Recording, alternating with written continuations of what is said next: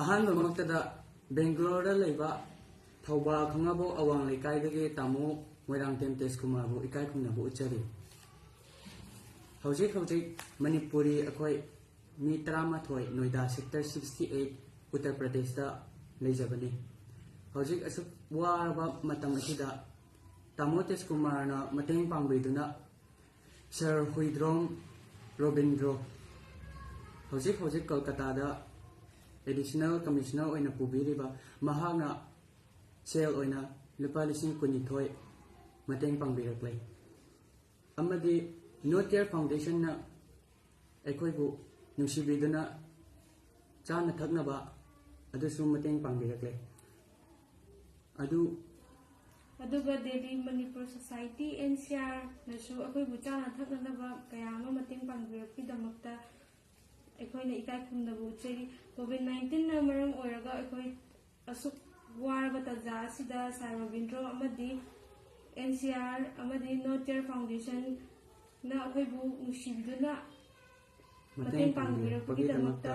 इकाइ खुंदबु उच्चरी अमदि न अवाबा तारबा नचा अखोयना नोंलुकना अमुका हन्ना खुरुमजरी अहानबा मतदा मणिपुर गवर्नमेंट पु नचा अखोयना इकोक नोना खुरुमजरी कोविड-19 ना मरम ओइरगा अखोय बेंगलोर सिटी महेश्वरी नगर हाइरिबा लम असिदा अखोय थबक तौदुना लेजबनी लॉकडाउन ना मरम ओइरगा अखोय मणिपुर दा थोकपा फंगजहौद्रे हाइरिबा अखोय मियोय 10 मुक्सिना करीगुंबा खरा गवर्नमेंट की साइट वाकचरी अखोयना